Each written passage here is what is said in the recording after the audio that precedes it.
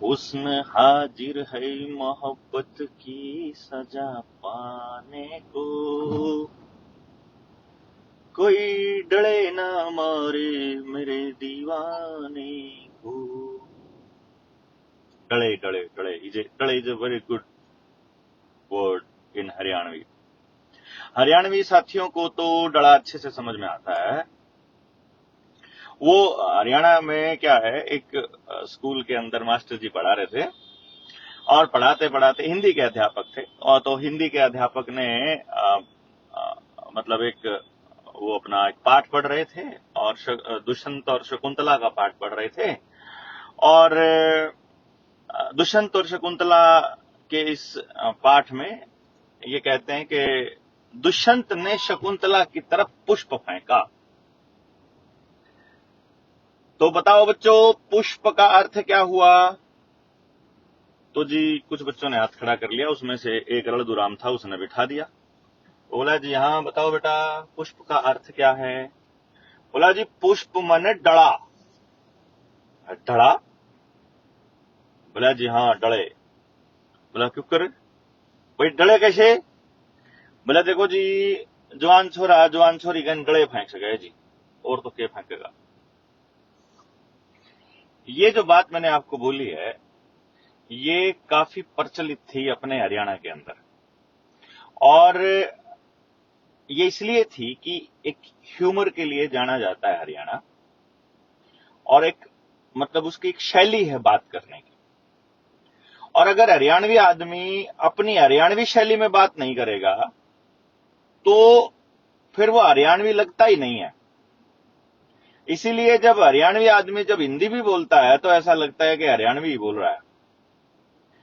और ये है उसकी मातृभाषा का, उसके वो जहां जन्म लिया है उसके मतलब जो भाई चौंधा लागे रे, मैं सोचू था बिना चश्मे के काम चला लूं, पर सॉरी। तो क्या हुआ कि एक सेकंड साइड में ला लूं गाड़ी। तो इसका मतलब बच्चे ने, इंसान ने जहां भी जन्म लिया है उसके उस वहां की जो संस्कृति है, सभ्यता है, या फिर अपना भाव है, वो अपनी मातृभाषा में बहुत अच्छे से एक्सप्लेन कर सकता है। जैसे मान लो किसी को वो लग गई, मतलब कोई चोट लग गई, और कोई हरियाणवी है, और तो अब इस क्या होगा? जैसे मान लो बहुत ज्यादा अंग्रेजी का चलन उसके घर में, या उसकी मम्मी उसको अंग्रेजी मीडियम स्कूल में भेजती है और इंग्लिश के बच्चों के बीच में रहता है, तो वो हरियाणवी बच्चा भी करेगा उफ, उई, आउच, इस टाइप से। और कोई हिंदी ज्यादा बोल रहा है, शहर में है, और वो हरियाणवी से घबरा रहा है हरियाणवी बोलते हुए, तो वो मतलब करेगा ओहो चोट लग गई मेरे बेटे को, या मम्मी चोट लग गई, ऐसे करके बोलेगा।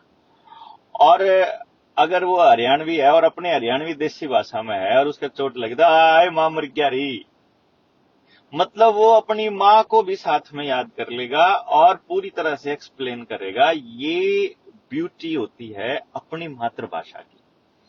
ऐसे ही आपकी जो भी क्षेत्रीय भाषा है, जहां या बोली भी है, इवन इन केस बोली के केस में भी मैं ये कह रहा हूं, ये उतना ही ट्रू है कि आप अपनी बोली में, मां बोली में जब आप बोलते हैं तो उसका अलग ही मतलब स्वैग होता है। अगर उसको हम पंजाबी में बात करें तो पंजाबियों को पंजाबी बोलते हुए देखना आप, कितने कितने अच्छे लगते हैं पंजाबी लोग अपनी पंजाब अपनी भाषा में। और हरियाणवी आदमी पंजाबी बोलने लग जाए तो किस ऐसी तैसी कर देता है, तुसी मुसी करके। मेरा कहने का अर्थ ये हुआ कि जब आप अपनी मां बोली छोड़कर किसी और की मां बोली बोलना शुरू करते हो तो आप अपने ही अगली जो पीढ़ी है उसका सत्यानाश करना शुरू कर देते हो। और ये बात अंग्रेजों को बखूबी पता चल गई कि असल में अगर किसी देश को खत्म करना है तो उसकी मां बोली भाषा को खत्म कर दो। और उसको खत्म करने का एक ही तरीका है कि उसकी अगली जनरेशन उसकी भाषा को ना बोले। और उसका तरीका यह है कि या तो यह बता दो कि तुम्हारी बोली तो बेकार है। जैसे मैं जब 10वीं करके आया तो मैं 10वीं क्लास का डिस्ट्रिक्ट टॉपर बच्चों में काउंट होते थे हम लोग। यहाँ डीसी ने बुला के करनाल में फर्स्ट सेकंड थर्ड बच्चों को इनाम दिया था। तो तब हम उसमें खड़े थे लाइन में, मतलब हम जिले के टॉपर बच्चों में खड़े हैं। और जब हम किसी अंग्रेजी मीडियम स्कूल में 11वीं में दाखिला लिया तो वहां के स्कूल के बच्चों ने हमको गामड़ी बोलना शुरू कर दिया। तो हम लोग शर्मा गए और हमें नहीं पता था, कोई संभालने वाला नहीं था जो ये कह सके कि रे ये बेवकूफ आदमी जो तुमको बोल रहे हैं, तो गामड़ी होने में बुराई क्या है। गांव का तो आदमी मतलब कमाल का ही आदमी होता है। आप जाके तो देखो कि जितना जिंदा दिल आदमी गांव का है, आपके शहर का तो हो ही नहीं सकता किसी भी हालत में। तो उस वक्त हमें अपनी मां बोली जो हरियाणवी थी उससे डिटैच किया गया और हमने जबरदस्ती अंग्रेजी सीखी। हालांकि अंग्रेजी में नंबर तो 92-96 थे मेरे 10वीं में, पर बोलनी नहीं आती थी उस एंगल से। पंजाबी ज्यादा आती थी उससे अच्छी तो बोलनी, क्योंकि हमारे आसंद के एरिया में पंजाबी जो है वो बोली जाती है और खूब सरदार है। तो इस तरह से अपनी मां बोली से दूर होने का वो क्रम चालू हुआ। फिर थोड़े बड़े हुए, सोफिस्टिकेटेड से लोगों के बीच भी रहना शुरू किया। कॉलेज में भी गए, यूनिवर्सिटी में भी गए और वहां भी देखा कि 100 कोल्ड पढ़े लिखे लोग जो अपने आप को प्रेशर बोलते हैं, वो लिखते तो हैं प्रोफेसर अंग्रेजी में, पर वो प्रेशर है बस में। तो प्रेशर साहब क्या करते हैं कि वो आप अंग्रेजी में बात करते हैं और हिंदी बोलने वालों को डिस्करेज करते हैं, हतोत्साहित करते हैं, उनका मनोबल गिराते हैं। तो फिर वही काम हमारे साथ भी हुआ। तो फिर भाई हमने भी थोड़ा बहुत अंग्रेजी चालू झाड़नी शुरू करी। फिर एक दौर आया कि जब हम इंग्लैंड, अमेरिका, ऑस्ट्रेलिया अंग्रेजी में पढ़ाने लग गए और खतरनाक सी अंग्रेजी भी बोलने लग गए और एक्सेंट भी बदल लिया। जब ब्रिटिश आदमी होते तो ब्रिटिश बोलने लग जाते, अमेरिकन होता अमेरिकन ने, और हिंदी वाला होता अपना, फिर अंग्रेजी लिखड़ा ही ना मुंह है। पर फिर ये हाल हो गया। फिर देखा कि यार अपने भाव जो अपन अंदर से सोच रहे हैं वो तो अपनी मां बोली में ही निकलते हैं। अब महाराष्ट्र गए, वहां वो लोग मराठी छोड़ने को तैयार नहीं। बंगाल में गए, वो बंगाली छोड़ने को तैयार नहीं। तमिलनाडु में गए, वो तमिल छोड़ने को तैयार नहीं। तो आप हरियाणवी कैसे छोड़ देंगे भाई फिर? लेकिन बोले हरियाणवी की तो भाषा खड़ी भाषा है और तेज भाषा है। अरे भाई, हरियाणवी आदमी का डीएनए लड़ने के लिए तो बना है, तो इसमें क्या दिक्कत है भाई? अगर वो खड़ी भाषा है तो इसी के अंदर कोई शर्म आने की बात थोड़ी ना। तो फिर जो खेल समझ में आया कि यार स्कूलों के अंदर, जैसे आपने एक चीज नोटिस करी होगी, आपका बच्चा जिस भी स्कूल में जाता है, एक तो उसकी जो सिलेबस है, उसका जो सिलेबस है वो अंग्रेजी में कर दिया। फिर मैडम बोलेगी हिंदी नहीं बोलनी तुमको, अंग्रेजी बोलनी है पूरा दिन। और साथ में एक फॉरेन लैंग्वेज और बोलनी है उसको, कोई भी एक विदेशी भाषा, मतलब फ्रेंच ज्वाइन कर लो, जर्मनी कर लो, पंजाबी को तो बहुत मतलब रेयर कहते हैं वो लोग, लेकिन वो ये कहते हैं कोई और कर लो। वो आपको संस्कृत नहीं सीखने देंगे और वो आपको पंजाबी नहीं सीखने देंगे। वो क्या कहेंगे, संस्कृत में और पंजाबी में तो नंबर कम आते हैं, आप कोई दूसरी भाषा ले लो उसमें नंबर ज्यादा आते हैं। अब हमारे तो नंबरों के पीछे तो हमारे जो गधे वाले जो पेरेंट्स हैं, देखो अच्छे वाले पेरेंट्स तो नंबरों के पीछे नहीं भागते हैं, पर जो बेवकूफ पेरेंट्स हैं वो तो नंबरों के पीछे भागते ही हैं अपने बच्चों के, कि नंबर आएंगे तो ये होगा। क्योंकि सिस्टम ने उनको नंबर के ऊपर आधारित कर रखा है, उनके ऊपर मतलब डिपेंडेंट कर रखा है कि नंबर आएंगे तो एडमिशन होगा, नंबर आएंगे तो नौकरी मिलेगी, नंबर आएंगे तो पैकेज आएगा, नंबरों के बेसिस पर। ये तो अभी थोड़े दिन का है, ये थोड़े दिनों में खत्म हो जाएगा। हालांकि कोरोना में जो 100 नंबर आए उससे काफी कुछ इन्होंने जानबूझ के इस प्लानिंग को खराब किया। तो फिर हमारे को ऐसा बताया गया, ये सब फर्जी है, ये फर्जीवाड़ा है सबका सब, कि भाई ज्ञान जो है वो अंग्रेजी में है। फिर ये बताया गया अंग्रेजी तो इतनी पुरानी भाषा है ही नहीं, तो पुराना ज्ञान अंग्रेजी में कैसे हो जाएगा। और फिर बताया गया कि पूरी दुनिया को जोड़ने की भाषा अंग्रेजी है, तो इसलिए अंग्रेजी में सीखना अच्छी बात है। और फिर हमारे बच्चों को भी मतलब नकली बना दिया, बिल्कुल नकली। अब क्योंकि वो अपने आप को एक्सप्रेस नहीं कर पाते खुलकर, तो फिर वो बच्चा जो है ना एक्सप्रेस नहीं करेगा तो बोलना बंद कर देगा, इसलिए कम्युनिकेशन खत्म हो गया। अब बच्चे का समाज से कम्युनिकेशन खत्म कर दिया इन लोगों ने, इसी भाषा की वजह से, इसी लैंग्वेज की वजह से। तो मुझे बड़ा ही गलत लगा ये।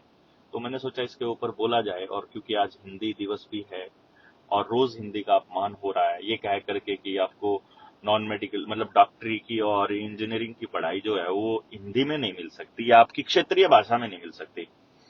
क्यों भाई? हिंदी में मतलब आप ये नहीं बता सकते इंजेक्शन कैसे लगाना है, हिंदी में आप शरीर के अंग का नाम नहीं जानते हो, वो शरीर का अंग काम कैसे करता है ये ना जानते हो, तो मतलब अंग्रेजी में क्यों जरूरी है भाई बताना? हिंदी में क्यों नहीं बता सकते भाई? बीमारी का नाम हिंदी में नहीं हो सकता क्या? और दवाइयों का नाम हिंदी में नहीं हो सकता क्या? और जड़ी बूटियों का नाम तो हिंदी में नहीं हो सकता क्या? पेड़ों का नाम हिंदी में नहीं हो सकता क्या? क्यों नहीं हो सकता भाई? हरियाणवी में क्यों नहीं हो सकता भाई? आपके आसपास जिस पौधे को जो भी बोलते हैं आप बोल नहीं सकते क्या? मैं ये कह रहा हूं कि आपको साइंटिफिक नाम लेना ही बहुत ज्यादा जरूरी है क्या? अरे जिन भाइयों को रिसर्च करनी है, जिन भाइयों को मल्टीपल लैंग्वेजेस में जाना है, अलग अलग भाषाओं में जाना है, वो जाएं। पर आम एक बच्चे को जबरदस्ती किसी भाषा के नाम पर नकली बना देना, ये कहां की बुद्धिमत्ता है भाई? ये तो बिल्कुल गलत बात है और हम लोगों को इसका विरोध करना चाहिए। और बल्कि विरोध विरोध नहीं करना चाहिए, आने वाली पीढ़ी के अंदर हमारे में से कुछ लोग निकलने चाहिए जो अपनी अपनी भाषा में रुचि रखते हैं, अपनी क्षेत्रीय भाषा में रुचि रखते हैं, और वो सिलेबस वहां तैयार कर दें कि ले देखो यो कर दिया छोरे ने तैयार, तुम्हारी अंग्रेजी में पढ़ता था तो इसको ये सिलेबस पूरा करने में इतना टाइम लगता था। मैं जब पढ़ाता था ना, मैं आपको बताता हूं, अभी तो आजकल तो क्रांति कर रहे हैं इसलिए मैं बता रहा हूं। मैं जब पढ़ाता था, एक अलग किस्म का टीचर उस टाइम पे मेरे को बोलते थे। वो इसलिए बोलते थे कि मैं उस बच्चे की भाषा में ही समझाता था कोई भी बात है, फिर बाकी चीजें तो उसे लिखनी आती ही है ऑलरेडी, फिर कोई दिक्कत नहीं आती। समझ में आ जाए तो पंगा ही खत्म हो जाता है ना। और वो समझ में ही ना आए इसीलिए ये सब किया गया है। आप इसको समझो, ये किया गया इसलिए कि आपके बच्चे को समझ में ना आए और बच्चा रट्टा मारता रहे और वो नकली हो जाए अपनी पूरी जिंदगी में। फिर रिश्तों में भी नकलीपन, फिर भाईचारे में भी नकलीपन, समाज में भी नकलीपन, दिखावा ही दिखावा दिखावा, सारी जिंदगी फिर दिखावे में ही कट जाती है। फिर डिप्रेशन में चला जाता है बच्चा जब देखता है कि दिखावा एनफ नहीं है। क्योंकि असली खुशी तो अंदर ही बैठी है ना। क्या फर्क पड़ता है कि आप किस तरह की गाड़ी में बैठे हो और क्या पहन रखा है और कितना क्या कुछ है। तो ये सब चीजों से मुझे लगता है कि इतना ज्यादा फर्क नहीं पड़ता है। बट एनी हाउ, व्यवस्था ने भी इतना जबरदस्त इंतजाम किया हुआ है कि आपके स्कूल के सिलेबस के सारे जो सिस्टम है वो आपकी क्षेत्रीय भाषा में ना होकर के किसी दूसरी भाषा में हो जाए, जिससे कि आपकी बर्बादी को सुनिश्चित किया जा सके। फिर बैंकों में चले जाओ, आप लोन लेना है तो सारे दस्तावेज जो है वो अंग्रेजी में है।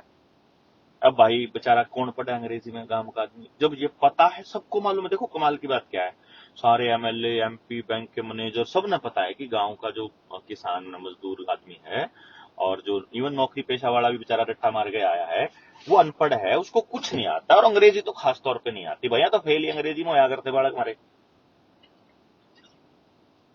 तो वो ये कहता है कि भाई उनको वो क्या करते हैं, अंग्रेजी के अंदर क्या नाम, सारा का सारा फॉर्म देते हैं, तो आप पढ़ नहीं पाते, नहीं तो उस जाल में फंसते रहते हैं।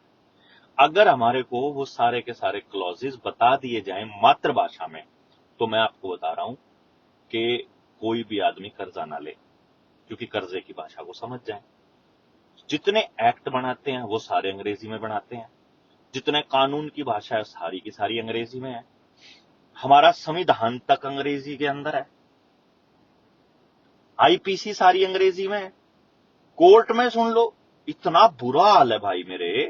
हाई कोर्ट में अपनी अर्जी लेकर चले जाओ, हिंदी में लेते ही नहीं,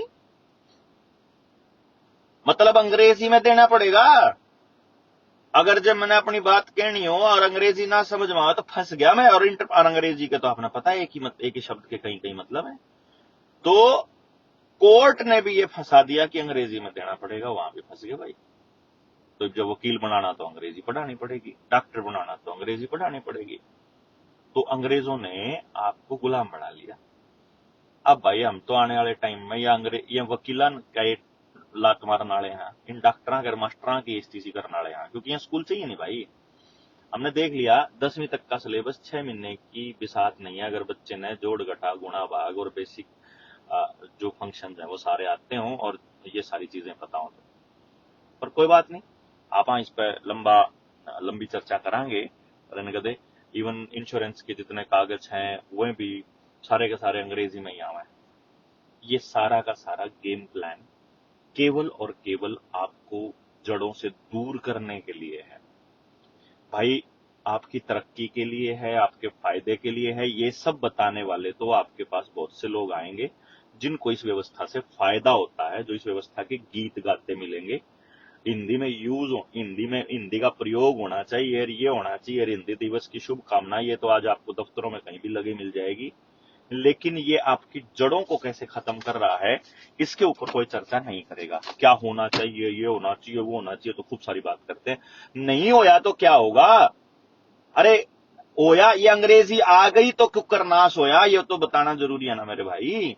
तो अपने आसपास जिक्र करो इसका, अपने शब्दों में बनाओ, अपनी वीडियो बनाओ, जनता सरकार मोर्चा के साथी इस पर अपनी वीडियो बना के और अपने अपने उसमें डालो और इन मुद्दों को अपने आप अपनी भाषा में उठाओ, अपने तरीके से उठाओ, इससे ज्यादा उठाओ, उससे आगे रिसर्च करके देखो और उसके नफे नुकसान सारे के सारे बताओ और सारे भाइयान जगाओ कि भाई आपकी क्षेत्रीय भाषा पे गर्व करना सीखो, अपनी संस्कृति पे, अपने गांव पे, अपने नंगे पैर अगर है ना तो वो गरीबी की निशानी नहीं है भाई।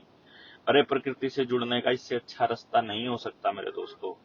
इसलिए बहुत जरूरी है कि आप इन पूरे मसलों को अच्छे से समझो और इनको मुंह तोड़ जवाब दो, और इन अंग्रेजों को भगाने का यही रास्ता है। हम वापस अपने भारत को भारतीयता की तर्ज पर खड़ा करने की जो मुहिम शुरू करी है जनता सरकार मोर्चा ने, आप इसके साथ खड़े हों और ज्यादा से ज्यादा संख्या में आप लोगों को समझा पाएं कि हमारी क्षेत्रीय भाषा, हमारा गांव, हमारी सभ्यता वो खराब नहीं है और किसी और की सभ्यता को हम अपनाएंगे तो हम नहीं रह जाएंगे। हम इस धरती के मालिक नहीं बल्कि रिफ्यूजी हो जाएंगे। हम सबको शरणार्थी बनाने के लिए ही हमें अपनी सभ्यता और हमारी भाषा और अपने गांव और अपनी जड़ों से दूर किया जा रहा है। इसीलिए शहर के नजदीक वाले गांवों को गांव में मर्ज करने के लिए शहर को एक्सटेंड किया जा रहा है, सेक्टर पे सेक्टर बनाए जा रहे हैं और सब बर्बाद किया जा रहा है। लोग अपनी शिक्षा के नाम पर जा रहे हैं। 70% से ज्यादा का टैक्स कलेक्शन गांव से होता है, जबकि सारा टैक्स कलेक्शन गांव से करके और फिर शहरों को दे दिया जाता है गांव को बर्बाद करने के लिए। क्योंकि भारत जो है वो गांव में बसता है, गांव ही भारत है। इसके ऊपर लंबी चर्चाएं आने वाले वक्त में होंगी आपको, लेकिन ये बातें आपके दिमाग में परमानेंट बैठ जानी चाहिए कि गांव को खत्म करने के लिए या यूं कहिए भारत को खत्म करने के लिए पूरा षड्यंत्र है। जो ये अभी तो आज हमने भाषा का जिक्र किया है, फिर चाहे हेल्थ का हो, शिक्षा का हो, दूसरी चीजों का, ये सब का गेम प्लान और इनका टारगेट एक ही है। और चूंकि व्यवस्था में बैठा आदमी यानी आपका डीसी वीसी ये सब तो इन्हीं चीजों से निकल के गए हैं, इसी गेम प्लान से का हिस्सा है। जो नेता है वो बाजार का गुलाम है और बाजार सिर्फ पैसे की और प्रॉफिट की भाषा समझता है और बाजार पूंजीपतियों का है और पूंजीपति वहीं से चलते हैं ऊपर से, जहां की हम बात करते हैं। रॉकफेलर रॉथस्चाइल्ड से गांठ तो हम बात ही नहीं करते। तो जो वहीं से चलते हैं तो अपने देश को उनके गुलाम दोबारा से करने के लिए ही पूरा का पूरा गेम प्लान है। बाकी आप क्या समझे, आपका दिमाग क्या कहता है, आपकी सोच क्या कहती है, हम गलत हैं क्या, हमारा रास्ता गलत है क्या, उस पर अपने विचार जरूर दो, कमेंट बॉक्स में लिखो जितना ज्यादा हो सके। निडर इंडिया चैनल अपना यूट्यूब के ऊपर उसको फॉलो करो और भाई DK बलारा _007 आप इंस्टाग्राम पे हैं। और 24 नवंबर को दिल्ली में पेरेंटिंग पे सेमिनार की योजना है, उसकी तैयारी कर लो। मैक्सिमम लोग आने चाहिए वरना ये क्रांति यहीं अधूरी पड़ी रह जाएगी। और 24 जनवरी को जनता सरकार मोर्चा की तीसरी वर्षगांठ है, उसके ऊपर भी एक बड़ी प्लान कर रहे हैं, एक अच्छी बड़ी 1 लाख लोगों को इकट्ठा करने की। फिलहाल 24 नवंबर की तैयारी है एजुकेशन पे, parenting and education, Talkatora stadium Delhi, सुबह 10 बजे का प्रोग्राम है। आप सब लोग तैयारी इसकी जोरदार बिठा दीजिए। बहुत बहुत धन्यवाद। जय हिंद, जय भारत।